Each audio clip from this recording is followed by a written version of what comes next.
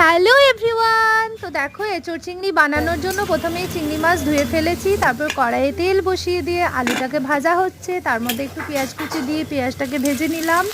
তারপরে দিয়ে দিলাম টমেটো কুচিটাও ভালো করে ভেজে নিচ্ছি। এদিকে একটা মশলা আদা লঙ্কা জিরে ধনে আর রসুন বেটে নিলাম। তারপর দিয়ে দিলাম হলুদ কাশ্মীরি রেড চিলি পাউডার, তাহলে একটু কালারটা ভালো আসবে। তারপর দিয়ে দিলাম বেটে রাখা মশলাটা, নুন নিয়ে ভালো করে মশলাটা কষিয়ে নিতে হবে যতক্ষণ না তেল ছাড়ছে। তো তেল ছেড়ে এলেই দিয়ে দেবো এঁচোড় সেদ্ধটা দিয়ে ভালো করে কষিয়ে নিতে হবে। তারপরে দিয়ে দেবো একটু চিনি দিয়ে দেওয়ার পর তারপরে দেবো জল ঢেলে। এদিকে ততক্ষণে চিংড়ি মাছটা ভাজা হয়ে গেছে। জল ঢেলে একটু 10 মিনিট সেদ্ধ হতে দেবো। তার সাথে চিংড়ি মাছটাও ভেজাটা দিয়ে দিলাম।